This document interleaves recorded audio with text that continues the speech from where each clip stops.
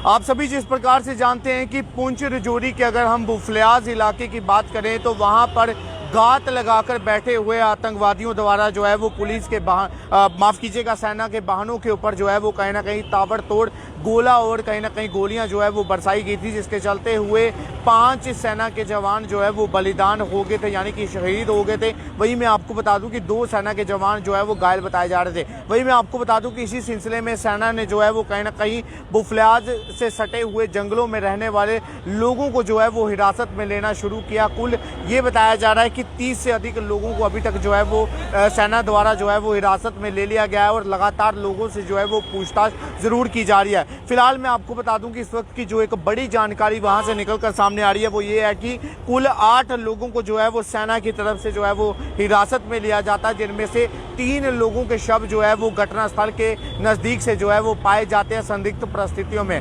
आखिरकार अब सवाल ये खड़े होते हैं कि वो शव जो है वो वहां पर कैसे पहुंचे और जो लोग कहीं ना कहीं पुलिस की रिमांड पर थे उन लोगों की मृत्यु जो है वो कैसे हुई। फिलहाल ये पूरी जानकारी इस वक्त हम आप लोगों तक जुटाने का प्रयास करेंगे। इससे पहले मैं आपको बता दूं कि इस वक्त पुंछ राजौरी से सटे हुए जितने भी इलाके हैं वहां पर इंटरनेट सेवाएं जो है वो रद्द कर दी गई हैं और वहीं ज़्यादा पैनिक सिचुएशन जो है वो ना बने, सेना जो है वो वहां पर बढ़ा दी गई है। लगातार चप्पा चप्पा जो है वो जंगल का इस वक्त जो है वो ज़रूर खंगाला जा रहा है। आखिरकार आतंकियों को अब मौत के घाट सुलाने की तैयारी जो है वो लगातार की जा रही है। वहीं मैं आपको बता दूं कि खोजी कुत्ते भी इस वक्त वो जो है वो जंगल में छोड़ दिए गए हैं। लगातार आतंकियों के उन ठिकानों को जो है वो ढूंढने की कोशिश जो है वो सेना की तरफ से ज़रूर की जा रही है। लेकिन जो इस बीच एक बड़ी जानकारी निकल कर सामने आ रही है वो फिलहाल हम आप लोगों तक ज़रूर जुटाने का प्रयास करेंगे। मैं आपको बता दूं कि अधिकारियों ने कहा कि मृतक उन 8 लोगों से जो है वो पूछताछ करने के लिए जो है वो उन्हें कहीं ना कहीं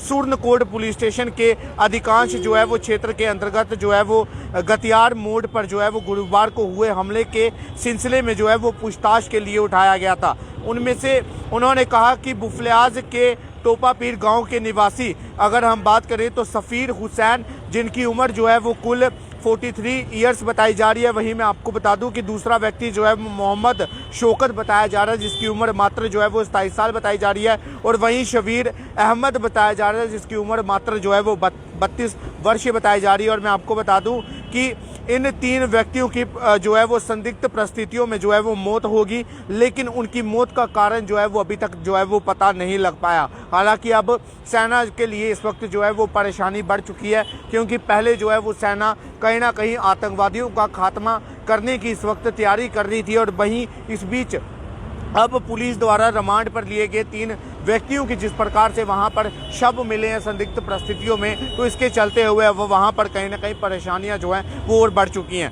वहीं मैं आपको बता दूं कि अधिकारियों ने कहा कि पुंछ के उपायुक्त चौधरी मोहम्मद यासीन और वरिष्ठ पुलिस अधिकांश विनय कुमार 3 लोगों की मौत की रिपोर्ट के बाद बुफलियाज पहुंचे, जबकि जम्मू आयुक्त रमेश कुमार भी जो है वो सुरनकोट के लिए रवाना हो चुके हैं। वहीं मैं आपको बता दूं कि गुरुवार दोपहर 3 से 4 भारी हथियारों से लैस आतंकवादियों ने सेना की एक जिप्सी के और ट्रक के ऊपर जो है वो निशाना बनाया, जिसके बाद जो है अगर हम बात करें तो 5 सेना के जवान जो है वो शहीद हो गए। 2 सेना के जवान अभी भी फिलहाल घायल हैं, जिनका उपचार जो है वो लगातार अस्पताल में ज़रूर करवाया जा रहा है। वहीं मैं आपको बता दूं कि हमले के बाद आतंकवादियों ने कथित तौर पर कम से कम 2 सैनिकों के शव को जो है वो शत विशत कर दिया और उनमें से कुछ के हथियार जो है वो लेकर अपने साथ भाग गए। और मैं आपको बता दूं कि अब इस वक्त जो है वो इंटरनेट सेवाएं जो है वो वहां पर बंद कर दी गई हैं। हालांकि पिछला साल भी जो है वो किसी को